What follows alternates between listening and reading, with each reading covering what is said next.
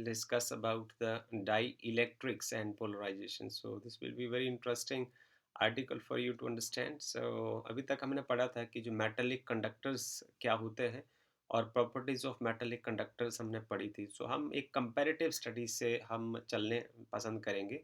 सबसे पहले हम डाइलेक्ट्रिक की डेफिनेशन देते हैं कि जो डाइलेक्ट्रिक क्या होते हैं. Dielectrics are the non conducting substances. ये कंडक्टर नहीं होते हैं, ये नॉन कंडक्टिंग सब्सटेंस होते हैं.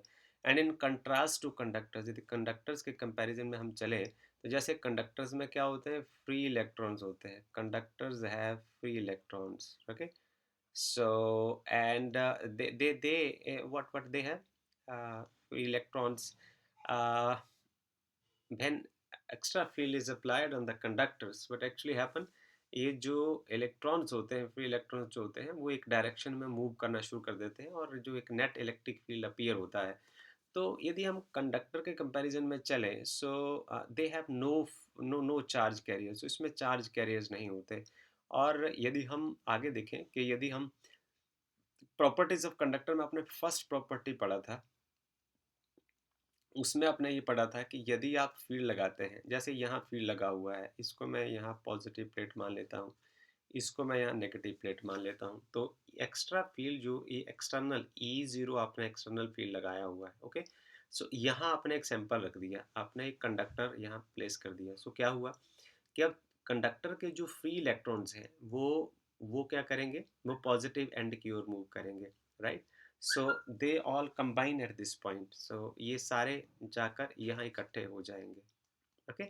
इस एंड के ऊपर इकट्ठे हो जाएंगे. सो जो there is a negative charge density of electrons over there, and this surface is short of electrons, so there is a positive charge density in this direction. So what will happen then, इसमें एक नया field create हो जाएगा and this is that has the direction from the positive to the negative end. So this is what this new electric field is. Okay. So E induced electric field. अब ये जो charge electron यहाँ induce हो रहे हैं और जो positive charge यहाँ इंड्यूस हो रहा है, ये कब तक चलता रहेगा. ये बेसिकली जो आप एक्स्ट्रा फील्ड अप्लाई करते हैं कंडक्टर के ऊपर, उसको काउंटरैक्ट करने के लिए होता है, उसका विरोध करने के लिए होता है.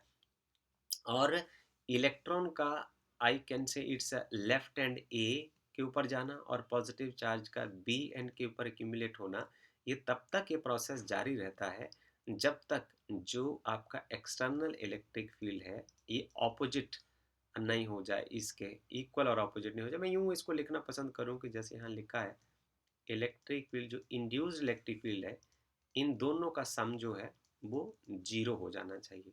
ओके. इसका मतलब क्या हुआ कि इसको आप ऐसे ले सकते हैं, E0 प्लस ये जो इंड्यूस्ड होगा नेगेटिव होगा, ये इसका ऑपोजिट होगा. तो इन दोनों का सम, क्योंकि वैसे तो सम होने वाले दो चीज़ों का कभी जोड़ जीरो आएगा ही नहीं. So it's a vector sum. तो एक की डायरेक्शन दूसरे के डायरेक्शन के ऑपोजिट है, उनके मैग्नीट्यूड भी सेम है, तो उसका जो नेट इलेक्ट्रिक फील्ड है वो ज़ीरो आ जाएगा. अब हम चलते हैं कि हमारा जो, ये तो हमने ऑलरेडी कंडक्टर्स के लिए पढ़ रखा है, is the first property of conductors, electrostatics of conductors में.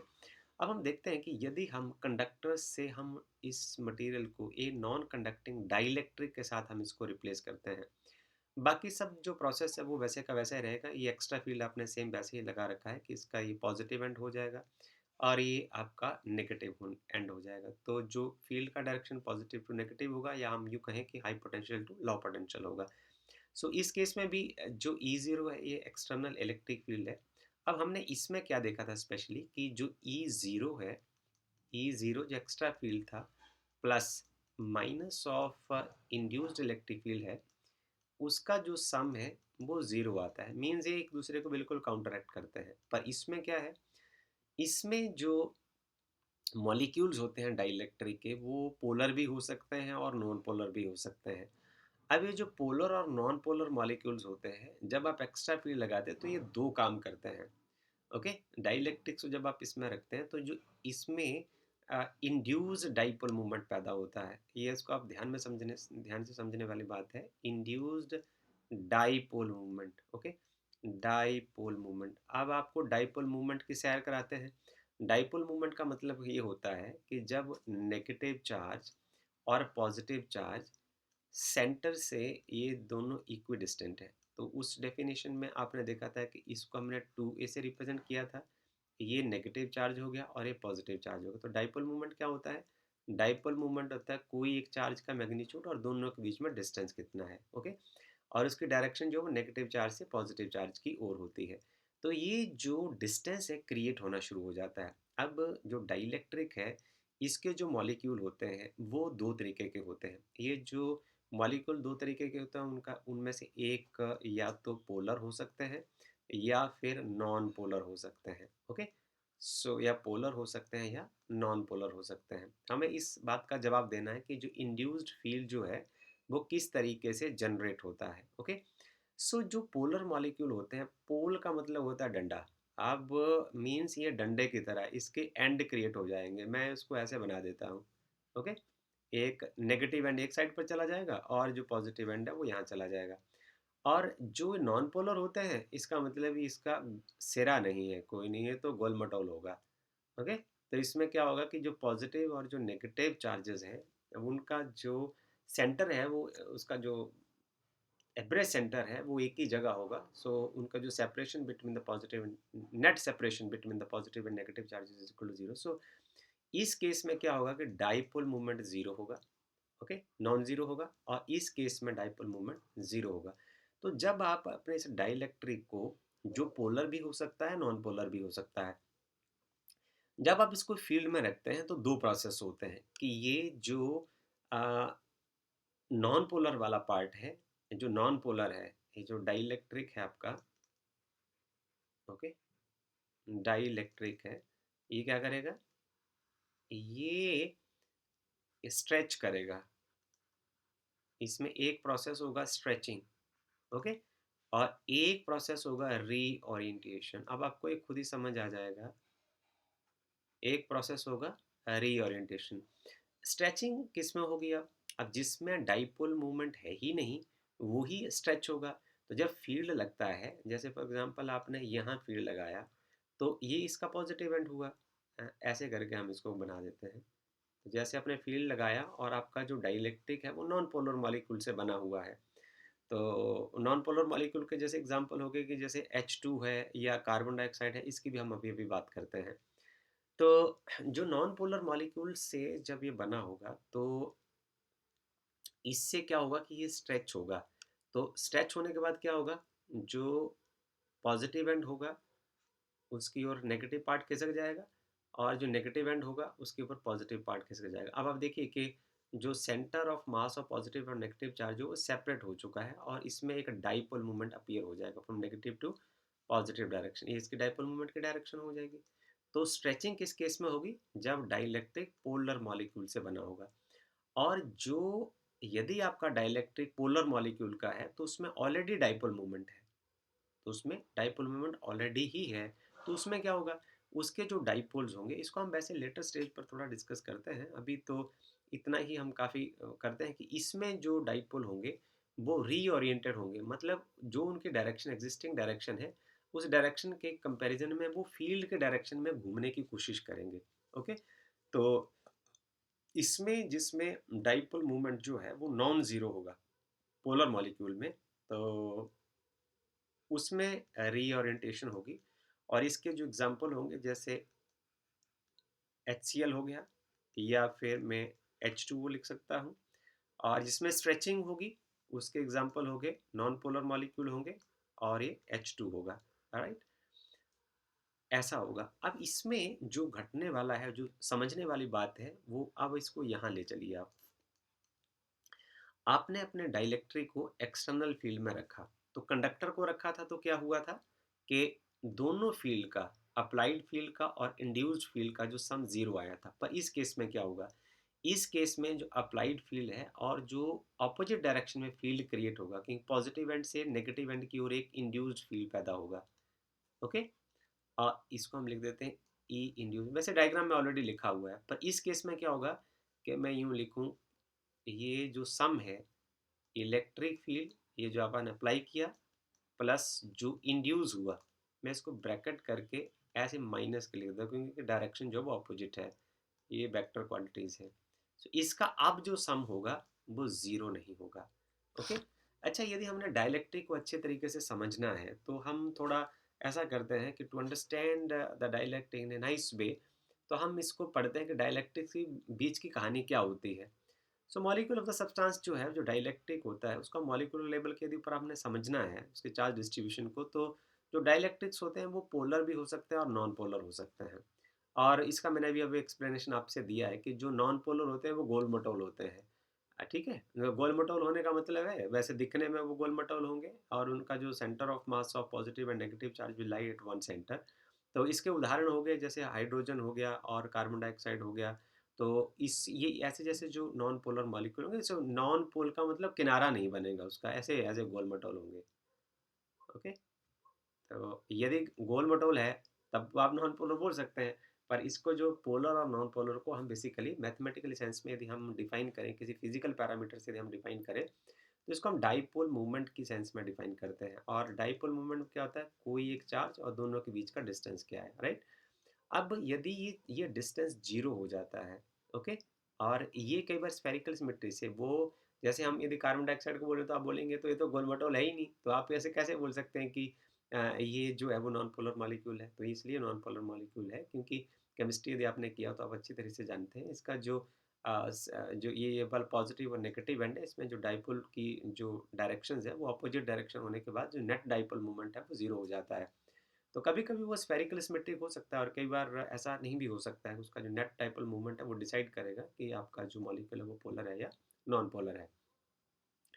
आगे की कहानी कुछ इस तरीके की है कि यदि आप पोलर मॉलिक्यूल होगा तो पोलर मॉलिक्यूल में श्योर है कि उसमें जो डाइपोल मूवमेंट है वो ज़ीरो नहीं होगा।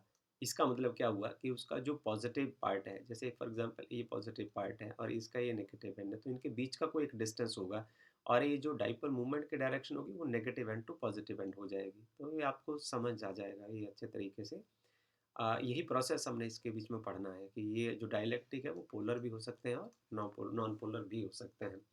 अब आगे की कहानी कुछ इस तरीके की है कि अब हमने वो डाइलेक्ट्रिक्स होते कैसे हैं इसके ऊपर हमने बात कर लिया। अब हमने ये देखना है कि यदि हम इस तरीके के डाइलेक्ट्रिक को इलेक्ट्रिक फील्ड में रखते हैं तो वो अपना बर्ताव कैसा करते हैं। देखिए, पहला ये देखिए गोल-मटोल है कि नहीं? ये भी गोल-मटोल है, ये सारे गोल-मटोल हैं। यदि गोल-मटोल हैं, तो गोल-मटोल होने का मतलब क्या है कि ये सब नॉन पोलर हैं। ये डंडे की तरह नहीं आपको लग रहे हैं। अब इसमें होता क्या है कि जब आप इलेक्ट्रिक फील्ड लगाते हैं, अब इस केस में क्या है कि इलेक्ट्रिक फील्ड तो ज़ीरो है, ओके? सो इस केस में इलेक्ट्रिक फील्ड ज़ीरो है। तो इलेक्ट्रिक फील्ड ज़ीरो है तो इसमें कुछ कोई फ़ोर्स नहीं लग रहा है। और जब आप इसको इलेक्ट्रिक फील्ड के बीच में रखेंगे तो कुछ होगा। इलेक्ट्रिक फील्ड लगाने का मतलब क्या है? एक फोर्स लगेगा। जब फील्ड लगाते हैं तो हमेशा चार्ज के ऊपर फोर्स लगता है और जो फोर्स होता है, फोर्स जो होता है वो क्यू टाइम ई होता है और डिपेंड करता है कि यदि तो पॉजिटिव चार्ज होगा तो फोर्स और फील्ड सेम डायरेक्शन में हो जाएंगे, यदि नेगेटिव चार्ज होगा तो फोर्स और फील्ड अपोजिट डायरेक्शन में हो जाएंगे। अब जब आप फील्ड लगाते हैं तो फील्ड लगाने से क्या होगा, इसमें एक डिस्प्लेसमेंट होगा, राइट। और ये जो चार्जेस हैं अभी देखिए ये डिस्प्लेस होंगे। यदि आपने फील्ड लगाया है तो इसको आप ऐसे लिख सकते हैं कि ये वाला एंड पॉजिटिव हो जाएगा, ओके। जैसे इसके स्ट्रक्चर से पता लग रहा है ये वाला एंड जो है वो नेगेटिव हो जाएगा, तो आपके फील्ड के डायरेक्शन जो है वो positive end to negative end है। सो ऑब्वियस है कि ये वाला जो पार्ट है, अब जो डाइपोल का जो नेगेटिव वाला पार्ट है वो पॉजिटिव की ओर खींचेगा, उसमें डिस्प्लेसमेंट होगा, चार्ज डिस्प्लेसमेंट होगा, और जो उसका पॉजिटिव वाला पार्ट जो नेगेटिव एंड की ओर खिसक जाएगा। ये देखिए मैंने ग्रीन मार्क कर रखा है कि एक्सटर्नल फील्ड में क्या होता है, पॉजिटिव और negative charges of non polar molecule displace करते हैं इन ऑपोजिट डायरेक्शन, अलग अलग डायरेक्शन में वो डिस्प्लेस होते हैं, ओके। और जो उनका नेट डिस्प्लेसमेंट है ये स्टॉप कब होता है, when the external force on the constituent charges of the molecule is balanced by the restoring force। देखिए, एक तो आपको यहाँ एक फोर्स लग रहा है, जो ये जो गोल मटोल है ना, नॉन पोलर मॉलिक्यूल, इसको फील्ड यदि आपने इस डायरेक्शन में लगाया है तो नेगेटिव एंड इसका इस साइड को हो जाएगा, डम्बेल शेप बन जाएगा ऐसे करके, ये माइनस हो जाएगा और एक पॉजिटिव हो जाएगा।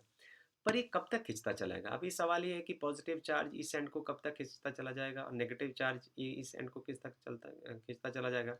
यदि इसका एक नेगेटिव एंड है और इसका एक पॉजिटिव एंड है, तो इसके बीच में इलेक्ट्रोस्टैटिक पोटेंशियल एनर्जी भी है। ये दोनों चार्जेस एक दूसरे को अट्रैक्ट भी कर रहे हैं।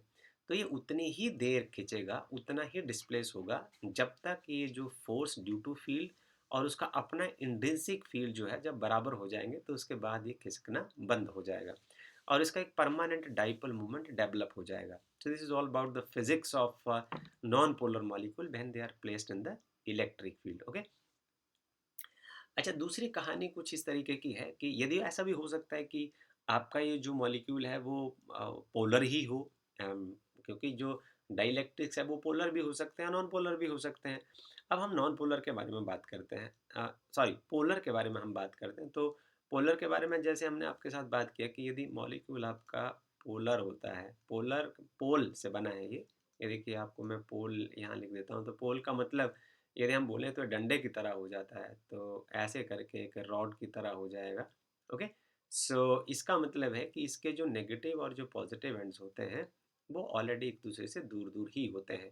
तो उसमें समस्या नहीं है कि क्योंकि इलेक्ट्रिक फील्ड को डिटर्मिन करने में जो डाइपोल मूवमेंट है वो की रोल प्ले करता है। तो इसके जो डाइपोल्स हैं वो ऑलरेडी एक दूसरे से दूर दूर है। तो आपकी समस्या क्या है? तो फील्ड आपने क्यों लगाना है यदि इसमें डाइपोल मूवमेंट ऑलरेडी है? इसके जो डाइपोल्स होते हैं, जिनमें डाइपोल मूवमेंट होता है, जब आप फील्ड नहीं लगाया होता तो वो रैंडमाइज्ड होते हैं। माई आई मीन उनमें डाइपोल मूवमेंट तो होता है, ये देखिए नेगेटिव टू पॉजिटिव में ये इसमें डाइपोल मूवमेंट तो है। इसके डाइपोल मूवमेंट को जरा हम मार्क करते हैं, sorry, negative to positive direction में, ये देखिए। ओके। तो इसमें डाइपोल मूवमेंट तो सभी में है, ये देखिए, नेगेटिव टू पॉजिटिव। पर इसमें प्रॉब्लम क्या है कि जो नेट डाइपोल मूवमेंट है वो ज़ीरो है। हाँ, बिकॉज डाइपोल मूवमेंट एक वेक्टर क्वांटिटी है। तो यदि आप इन सब डाइपोल मूवमेंट्स को वेक्टरली ऐड करते हैं तो इसका नियरली जो नेट डाइपोल मूवमेंट है वो ज़ीरो आएगा। इसलिए in the absence of electric field net dipole movement of the polar molecule is zero. अब क्या होगा, यदि आप अब फील्ड लगाते हैं तो ऊपर के डायग्राम की तरह हम एक कंसिडर करते हैं कि आपने इस एंड को पॉजिटिव बना दिया, राइट, फील्ड ऐसे ही लगेगा। ओके। और जो ये वाला एंड है वो आपका नेगेटिव एंड हो गया। ओके। तो फील्ड का डायरेक्शन क्या हो गया, नेगेटिव टू पॉजिटिव हो जाएगा। ये अब आपको आसान लगेगा।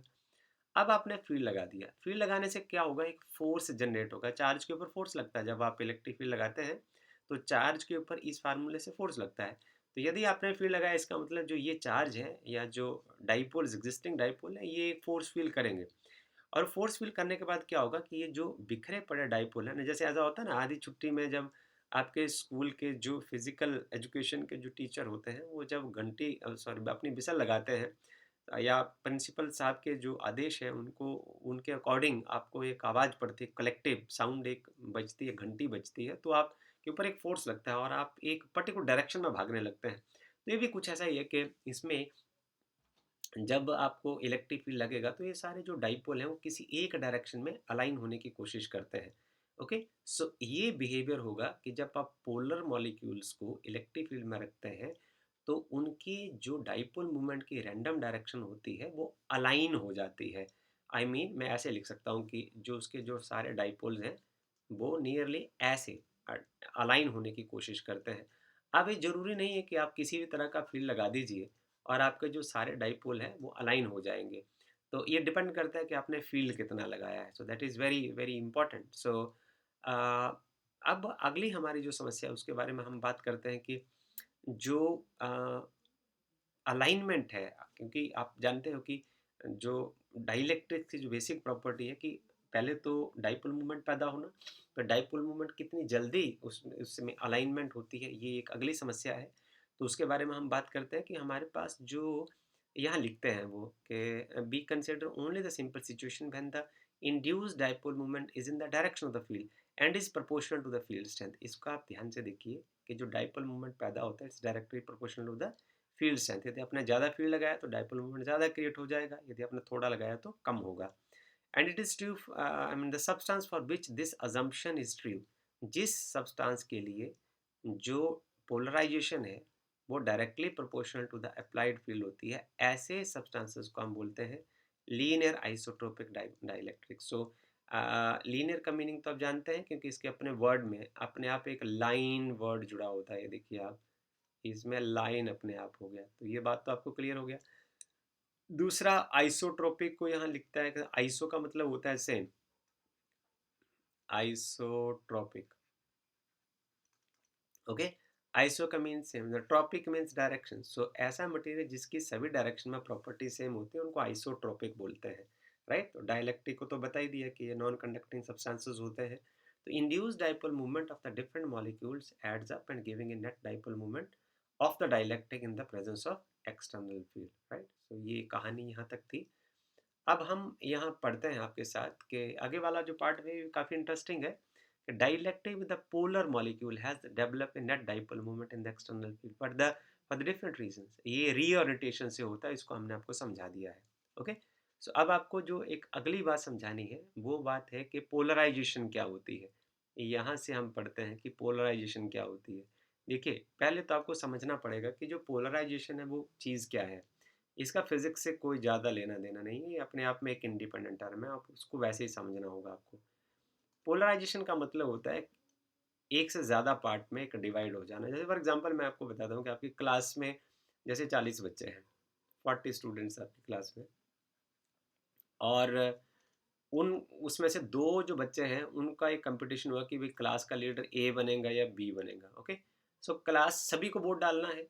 अब कइयों ने अपना मत दिया कि हम ए को चुनना चाहते हैं, और कइयों ने मत दिया कि हम बी को चुनना चाहते हैं। अब ये सारे जो यूनाइटेड स्टूडेंट हैं उनको आपने 2 भागों में बाँट दिया कि इसका इसके साथ जाने का मत है और इसका इसके साथ जाने का मत है। तो इसी को पोलराइज़ेशन बोलते हैं। जैसे हम किसी कोई एक और बात बोलते हैं कि जो आगे जी जो जो जो नेक्स्ट वर्ल्ड कप है या टी20 वर्ल्ड कप है उसको कौन कंट्री जीतेगा? तो हम एक्सपेक्टेड हम कह देते हैं कि जी इंडिया जीतेगा या ऑस्ट्रेलिया जीतेगा, ओके। सो बाकी कोई 2 ऑप्शन ही दिए हैं। तो कुछ बच्चे जो कहेंगे कि इंडिया जीतेगा, कुछ कहेंगे कि ऑस्ट्रेलिया जीतेगा। तो यही है मत विभाजन को हम क्या बोलते हैं कि पोलराइज़ेशन हो गई है। तो अब हम इसमें क्लास स्टूडेंट्स में तो है नहीं, हम तो अभी इलेक्ट्रोस्टैटिक्स पढ़ रहे हैं। तो यदि इलेक्ट्रोस्टैटिक्स में ये कांसेप्ट जो है वो एक जनरल कांसेप्ट है, और इसको हमने फिज़िक्स में कैसे इस्तेमाल करना है। फिज़िक्स में इसे इस्तेमाल करने का मतलब है कि यदि आपके पास 2 चार्जेज़ हैं, तो 2 चार्जेस जब सेपरेट हो जाते हैं तो वो ही पोलराइजेशन है। और किसकी मदद से वो सेपरेट होते हैं? आपको फील्ड लगाना पड़ेगा, फील्ड से फोर्स क्रिएट होगा, तो नेगेटिव एक एंड में चला जाएगा, पॉजिटिव एक एंड में चला जाएगा, तो उसको हम पोलराइजेशन बोलते हैं। अब इसको आप एक टर्म हम क्रिएट करते हैं कि पोलराइजेशन की जो टर्म है, जो पोलराइजेशन की टर्म है उसको हम कैसे कैसे हम क्रिएट करते हैं कि एक फिजिकल क्वांटिटी कैसे पैदा होती है। आप देखिए कि आपके पास कोई एक डाइलेक्ट्रिक है, और वो देखने में ऐसा है कि जी इसका कोई वॉल्यूम ले लिया आपने, उसका एक एक टुकड़ा कंसीडर कर लिया। देखिए, ऐसे हमने कंसीडर कर लिया कि ये आपके पास एक सैंपल है, ठीक है। और यदि इस सैंपल में पोलर और नॉन पोलर मॉलिक्यूल्स हो सकते हैं। अब इसमें जैसे ही अब अपने आप में तो कुछ नहीं करेगा, यदि कोई इसमें फील्ड नहीं है तो इसमें कुछ नहीं होने वाला। अब ये कोई वॉल्यूम हो गया, ओके। जब आपने इसको एक फील्ड में रखा, ये आपने फील्ड लगाया, ओके, फील्ड में रखा, तो क्या होगा? इसमें डाइपोल मूवमेंट क्रिएट हो जाएगा। सो इसमें क्या हो जाएगा? जो डाइपोल मूवमेंट है विदाउट फील्ड तो वो जीरो होगा, नेट डाइपोल मूवमेंट, बट अब नॉन जीरो हो जाएगा। हमने इसको एक जो हमने एक प्रैक्टिकल काम किया, रियलिस्टिक लाइफ में जो काम किया, हमने एक सैंपल लिया, सैंपल को फील्ड में रखा तो उसमें एक डाइपोल मूवमेंट क्रिएट हो गया, ठीक है। अब इसको मैं मैथमेटिक्स में कैसे लिखूं? ये कोई वॉल्यूम लिया, सैंपल लिया, और इसके ऊपर डाइपोल मूवमेंट क्रिएट हो गया। इन दोनों के रेशियो से एक नई क्वांटिटी पैदा हो गई, उसी का नाम पोलराइजेशन है, और उसको आप पी से रिप्रेजेंट कर सकते हैं, ओके। और आपको वैसे भी समझ आ रहा होगा अभी जो हमने एक्सप्लेनेशन दी, जितना फील्ड ज़्यादा लगाएंगे उतना फोर्स ज़्यादा लगेगा। जितना फोर्स ज़्यादा लगेगा वो जो पॉजिटिव और नेगेटिव चार्जेस हैं वो ज़्यादा से ज़्यादा दूर खिसकेंगे। यदि वो नॉन पोलर है तो खिसकेंगे, यदि पोलर है तो अलाइन हो जाएंगे, ठीक है। यही पोलराइजेशन है। तो मैं इसको ऐसे लिखता हूँ कि जो पोलराइजेशन है वो directly proportional to electric field होती है, ओके। पर ये जो यू नो कि प्रोपोर्शनलिटी के ऊपर आप जो मैथमेटिक्स नहीं कर पाते तो हमें इसको हटाना पड़ता है। अब देखिए, यदि तो आपके मॉलिक्यूल जो है ना ढीठ टाइप होंगे तो आप फील्ड लगाएंगे वो रिस्पॉन्ड नहीं करेंगे। तो हम एक नई टर्म देखो और ऐड करते हैं, आपको बड़ा मजेदार लगेगा। इट इज इक्वल टू एक जाई ई, हम एक टर्म ऐड कर देते हैं कांस्टेंट को हटाने के बाद। इस कांस्टेंट को हटाने के बाद इक्वालिटी का साइन लिया ताकि हम मैथमेटिक्स कर सके, और उसके लिए इक्वालिटी ज़रूरी है। पर हम एक एक टर्म क्रिएट कर दिया हमने जाई ई। तो जाई ई क्या है कि आपका जो जो डाइइलेक्ट्रिक है, वो इलेक्ट्रिक फील्ड के प्रति कितना संवेदनशील है। यदि वो बहुत संवेदनशील होगा, जल्दी पोलराइज़ेशन हो जाएगी। जैसे मैं आपको उदाहरण बता रहा था कि आप बच्चों को पूछा कि जी इंडिया जीतेगा या ऑस्ट्रेलिया जीतेगा। अब कई बच्चे ऐसे ढीठ हैं, वो आपकी बात सुनेंगे नहीं, आपकी बात का जवाब ही नहीं देंगे। बोले हम नहीं बताते जी कि इंडिया जीतेगा, ऑस्ट्रेलिया जीतेगा, जो जीतना जीते, हमने क्या लेना उससे। तो वो पोलराइज़ेशन में हेल्प नहीं कर रहे हैं, वो सेंसिटिव नहीं है, उनकी ससेप्टिबिलिटी बहुत ज़्यादा है। सॉरी, उनकी ससेप्टिबिलिटी बहुत कम है। तो सो हमें चाहिए हाईली ससेप्टाइबल कि आप फ़ील्ड लगाएँ और आपका सैंपल एकदम से क्विकली रिस्पॉन्ड करे, तो पोलराइज़ करना बहुत आसान हो जाएगा। क्विक रिस्पॉन्स होना चाहिए। तो जो ससेप्टिबिलिटी वाली जो ये टर्म है, ये बताती है कि आपका जो सैंपल है, वो कितनी जल्दी अप्लाइड फ़ील्ड को रिस्पॉन्ड करता है। कितनी जल्दी आप फ़ील्ड लगाते हैं और वो एकदम से अपना प्रभाव दिखा देता है कि हाँ, फ़ील्ड लगा है, तो मुझे कुछ करना है। तो उसके जो मॉलिक्यूल्स होते हैं, वो जल्दी अलाइन करते हैं या सेपरेट होते हैं। ओके? या खींचते हैं मीन्स स्ट्रेच होते हैं या रीओरिएंट होते हैं। ओके, सो मुझे लगता है कि शायद आपको ये जब ये चीज़ आसानी से समझ आ गई होगी। अब हमारे पास कुछ एक और फैक्टर है कि अब यदि हमारे पास एक डाइइलेक्ट्रिक है, अगला हमारा सवाल ऐसा है कि यदि हमारे पास एक डाइइलेक्ट्रिक है, तो डाइइलेक्ट्रिक को यदि हम फील्ड में रखते हैं, तो वो किस तरीके से रिस्पॉन्ड करता है? तो वो समझने वाली बात है कि अब इसमें हम पढ़ते हैं कि इस पैराग्राफ में कि the question is how polarised dielectric modify the original external field को किस तरीके से वो मॉडिफाई कर देता है, ठीक? उसका जो अंदर का फिनोमेना है वो कैसे काम करता है, कि यदि आप एक्स्ट्रा फील्ड लगाते हैं तो उसको कैसे मॉडिफाई कर देता है। तो कंसिडर करिए आपके पास एक रेक्टेंगुलर स्लैब है, ये फिगर नंबर 2.23 में ये बहुत अच्छा दिया हुआ है एनसीईआरटी की किताब में। आपको ने इसको एक फील्ड में रखा और वो फील्ड क्या है? ई0 है। ये जो एक्सटर्नल फील्ड आपने अप्लाई किया है, तो let slab is placed in the uniform external field ई0 parallel to the two of its faces. उसके फेसेस के पैरेलल आपने लगा दिया। This field cause a uniform polarization. तो क्या हुआ? यूनिफॉर्म पोलराइजेशन होगी। यूनिफॉर्म पोलराइजेशन का मतलब क्या हुआ? सारे नेगेटिव जो हैं वो एक एंड पर चले गए और जो सारे पॉजिटिव हैं वो दूसरे एंड के ऊपर चले गए। Okay, but will happen then कि देखिए अब इसमें हो क्या रहा है, इसको आप बड़े आराम से समझ जाएंगे कि इसमें अब ये है चाहे पोलर हो जाए या नॉन पोलर हो जाए वो मैटर नहीं करेगा। ये देखिए ये सब क्या है? ये डाइइलेक्ट्रिक के अंदर जो है वो छोटे छोटे डाइपोल्स हैं और ये जो छोटे छोटे डाइपोल्स हैं इन सब के डाइपोल मूवमेंट्स हैं। ओके, अब जैसे आपने फ़ील्ड लगाया है, तो ये जो डाइपोल हैं, एक्स्ट्रा फ़ील्ड की प्रेज़ेंस में ये किसी एक साइड को अरेंज हो गए हैं। अब आपको सेंस होता है कि जो फ़ील्ड का डायरेक्शन यदि है, तो इस ये वाला जो एंड है, वो पॉज़िटिव प्लेट है। ओके? और जो राइट एंड है, वो नेगेटिव एंड है, फ़ील्ड का, जो आपने एक्स्ट्रा फ़ील्ड लगाया है। अब क्या होगा? सारे जो छोटे-छोटे डाइपोल्स हैं, वो ये देखिए आप इन प्रेज़ेंस ऑफ़ द फ़ील्ड वो एक लाइन में अरेंज हो गए हैं। तो लाइन में अरेंज होने के बाद जो इसका लास्ट पार्ट है, राइट साइड की यदि हम बात करें, तो वो ये पॉज़िटिव है, ये भी पॉज़िटिव है, ये भी पॉज़िटिव है, ये सब एंड तक पॉज़िटिव ही है। और ये आपने पढ़ा है कि जब आप फ़ील्ड लगाते हैं, तो यदि ये स्ट्रेच होते हैं, यदि ये नॉन पोलर होते हैं, तो ये स्ट्रेच होते हैं और यदि पोलर होते हैं, तो रीओरिएंट होते हैं। तो यदि कुछ हद तक ही स्ट्रेच होते हैं, कब? जब तक उसका अपना इंटरनल रिस्ट्रिंसिक फ़ोर्स जो इंट्रिंसिक फ़ोर्स जो होता है, एक्सटर्नल फ़ील्ड के फ़ोर्स के बराबर हो जाता है, उसके बाद वो इससे ज़्यादा नहीं खींचते। उनका फिर डाइपोल मोमेंट फ़िक्स हो जाता है। अब आप देखिए ज़रा, ये जो इसका नेगेटिव है, इसके पॉज़िटिव को कैंसल कर देगा। ओके? इसी तरीके से ज़रा गौर से देखिए, आप क्या देखेंगे? आप ये देखेंगे, इन दोनों लाइनों के बीच में जो नेट चार्ज है, वो ज़ीरो हो जाएगा। इसी तरीके से आप आगे चलिए, ये जो नेगेटिव एंड है, वो इस पॉज़िटिव के साथ जो नेट चार्ज है, वो ज़ीरो कर देगा। ये देखिए, यहाँ देखिए, ये वाला जो सारा वाला पार्ट है, वो इस पॉज़िटिव और नेगेटिव के साथ ये ज़ीरो हो जाएगा। अल्टीमेटली क्या हुआ? ये पॉज़िटिव और नेगेटिव एक दूसरे को कैंसल कर रहे हैं। ये कैंसल हो गया। So so this is this has been cancelled out, so ये सारा कैंसल हो गया। ओके, सो कैंसिल होने के बाद क्या बचा? यहाँ इस एंड के ऊपर नेगेटिव चार्ज रह गया। ओके, और इस एंड के ऊपर पॉजिटिव चार्ज रह गया। इसका मतलब यदि अंदर वाला जो प्लेट है वो पॉजिटिवली बिहेव करेगा और जो बाहर वाला प्लेट है वो नेगेटिवली बिहेव करेगा, तो यहाँ से एक फील्ड क्रिएट हो जाएगा। और वो फील्ड किस डायरेक्शन में होगा? इंड्यूस्ड फील्ड किस डायरेक्शन में होगा? Opposite to the direction of the applied field हो जाएगा। ओके, ये काउंटरएक्ट करेगा। This field will counteract the applied field. So ये induced field जो है वो opposite direction में काम करेगा, so it will behave like that. तो जो net field है वो क्या होगा? So E net जो होगा वो applied field plus minus of induced field. Okay okay? और जो इसका जो आंसर होता है वो नॉन ज़ीरो होता है. Okay, so but I have to explain over here कि जो नेट सरफेस चार्ज डेंसिटी होगी वो जो लेफ्ट प्लेट के ऊपर नेगेटिव होगी और जो राइट प्लेट के ऊपर होगी वो पॉजिटिव होगी.